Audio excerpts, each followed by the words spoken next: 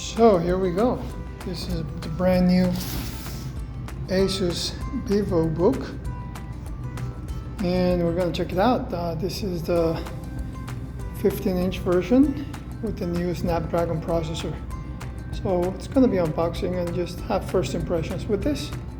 When I first picked up the box, it felt a little heavy, but now that I've got the laptop out, it doesn't feel heavy. It most likely has to do with the AC adapter, I'm assuming. This is something that everybody says or has something to say about the 16:9 aspect ratio. I actually do like it. I like the 16:9, especially since I do video editing. I kind of like the natural format for video editing, so that's just that. Freshly opened Asus Vivobook 15-inch Snapdragon. The AC adapter is not a huge brick, nor is it is a heavy one. I think it's just the box in it. It's pretty sturdy and heavy just by itself. But I like this so far. My first impression, I went ahead and fired up I actually installed DaVinci Resolve 19 Beta 3. And I installed the ARM version of it. And my first impression was not so good. And I'm going to show you just one of the reasons why. The first one is I just fired it up. Everything felt cluttered, too small. I'm just going to open up this little test project. Here's what I did. First thing that my first impression was that, wow, this interface or everything felt just, there was not enough space to work with. And of course, that's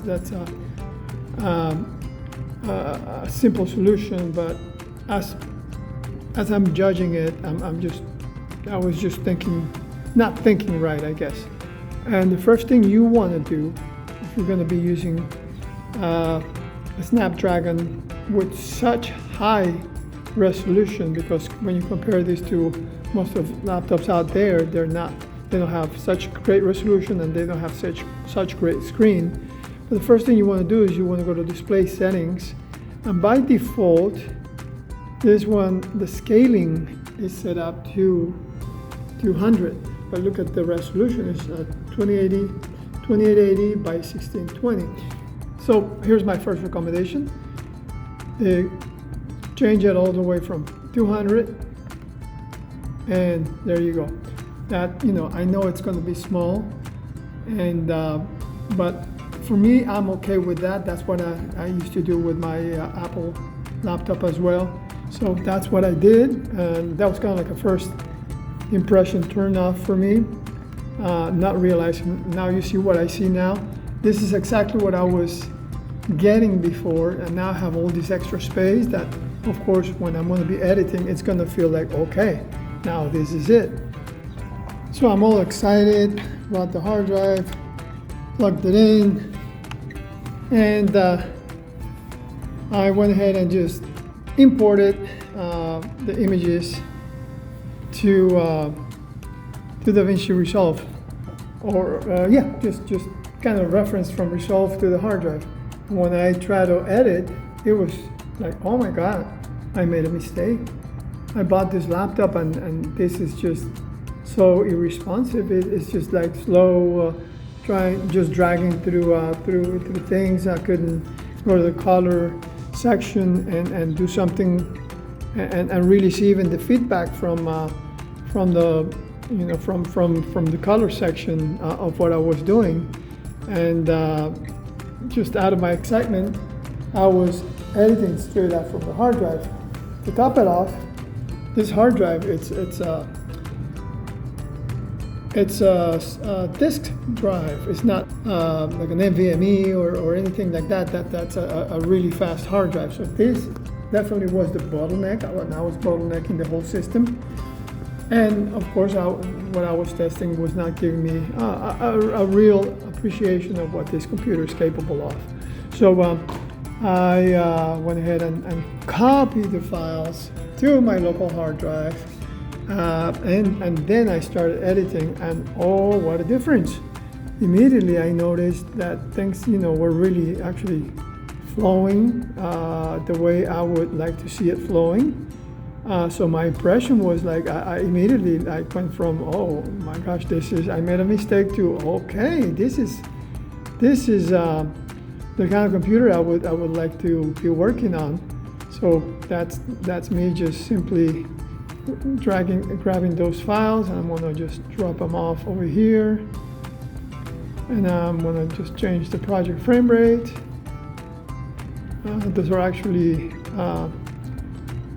HD files, but I'm working on a Ultra HD project.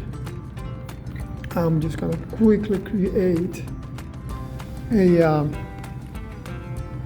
timeline from those. Just testing quick, and here we go. There we go. We've got our files. By the way, have you noticed lately? So that is responding.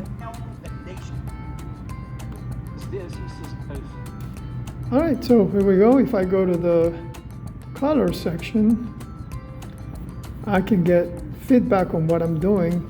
Actually, let me go here, and let's say it's got too much red. I'm gonna just take a little bit both on the mids and highs, just a quick, and then maybe up a little bit of the mids, and see, by passing, I get immediate feedback, and again, now I'm impressed. I'm impressed because it flows, it does it right, and I'm really excited about this. Like, here's another clip. It looks very reddish. I'm going to the color section, and I'm just doing a little bit of a correction here, just to kind of make it a little more pleasing to the eye. See all the reddish there. Take that off, and when I try to play it back, there's no sweat. It just moves around. It just had a little hiccup there, but once it picks up, it goes on. And for what, this is actually the lowest Snapdragon X Elite processor.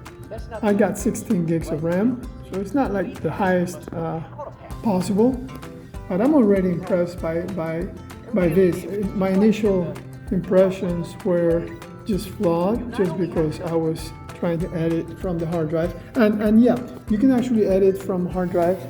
You can use the USB-C connectors and use the new fast NVMe SSDs, and your performance is going to be just fine. It's just that out of my excitement, I just had this hard drive, and went right into it, jumped right into it, imported it straight from that hard drive, and of course now I shouldn't expect any.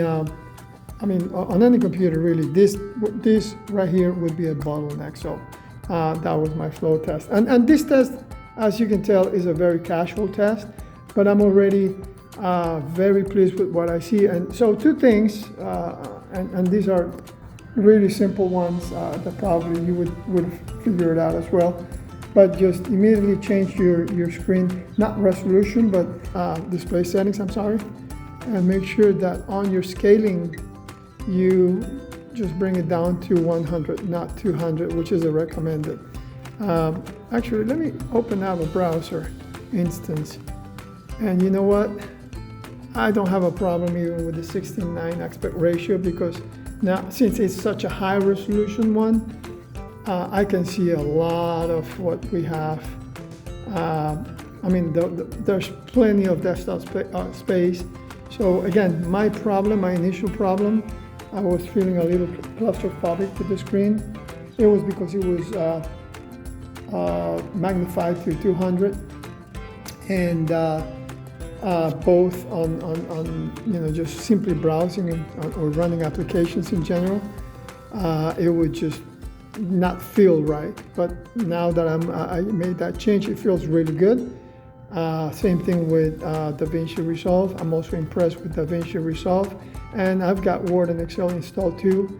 Word and Excel are not the ARM version. I have the Office version for x86, and it works very well. So I've had this computer on since yesterday. I put it into sleep mode, and if you notice the battery, it says 58% remaining, but it's been on since yesterday.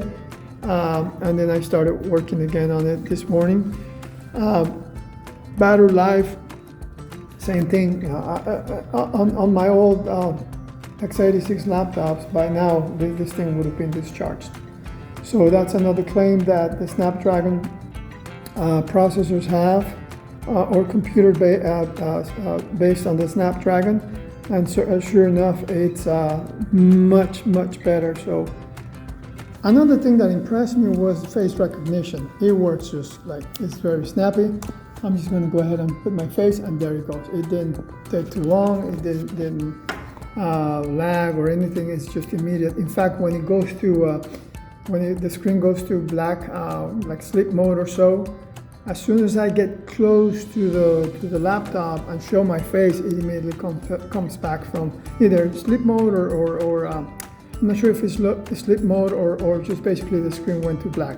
But as soon as I see the camera detects my face, it immediately opens up. And same thing like when I'm going to log in, when I show my face, the face recognition works really well on this one. All right, so hey, hope this helps people out there just make some decisions. I strongly recommend, if you're going to be using it for video editing, try to get the higher tier processors and just get max it out to 32. There's some that I think that can go to 64. But this one is the Asus Vivobook S, but I find it more than appropriate for what I do.